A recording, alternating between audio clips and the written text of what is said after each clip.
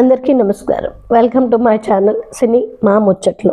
ఈ మధ్య మా ముచ్చట్లలోనే నేను కాన్సన్ట్రేట్ చేస్తున్నాను.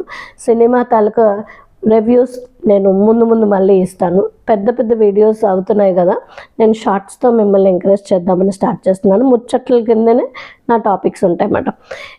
ఈరోజు మన ముచ్చట్లో ఏంటంటే ఇంగ్లీష్లో ప్రోవర్బ్స్ అంటే ఏంటి, దాని తాలూకా ఉపయోగాలు ఏంటి, అలాగే మీకు రోజుకి కొన్ని ప్రోవర్బ్స్ని మీనింగ్తో సహా ఎక్స్ప్లెయిన్ చేస్తాను.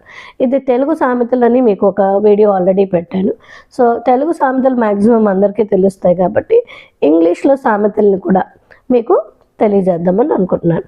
సో ఇంగ్లీష్లో సామెత అంటే ప్రోవర్బ్ అనమాట.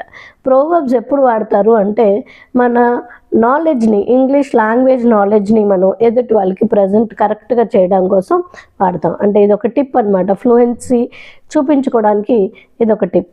ఈడియమ్స్, ఫ్రేజెస్, అలాగే ప్రోవర్బ్స్ మనం వాడుతుంటే మన కాన్వర్జేషన్లో మనకి ఇంగ్లీష్ నాలెడ్జ్ వచ్చినట్టు అర్థమవుతుంది అనమాట. అంటే వాళ్ళకి క్లారిటీ వస్తుంది, క్లియర్గా అర్థమవుతుంది.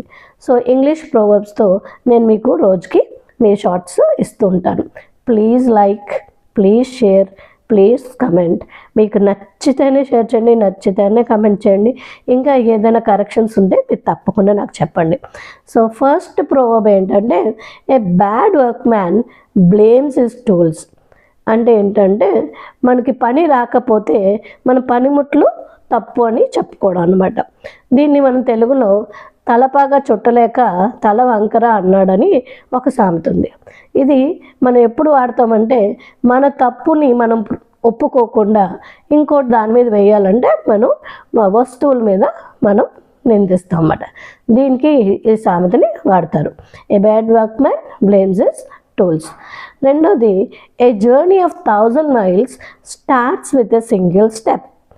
అంటే ఏంటంటే మనం ఏదైనా పెద్ద పని ఏదైనా చేద్దాం అనుకున్నప్పుడు కొంచెం భయం వేస్తుంది మనకి. అది చేయగలమా చేయలేమా అని భయపడుతుంటే మనకి ప్రోత్సాహం చెప్పడం కోసం ఈ స్టేట్మెంట్, ఈ ప్రోవర్బ్ చెప్తామంట. అంటే ఒక అడుగు ముందుకేస్తే నువ్వు మొత్తం మిగతా అడుగులన్నీ వేయగలవు అని చెప్పి ఎంకరేజింగ్గా, మోటివేటింగ్గా ఈ సామెతని వాడతారు.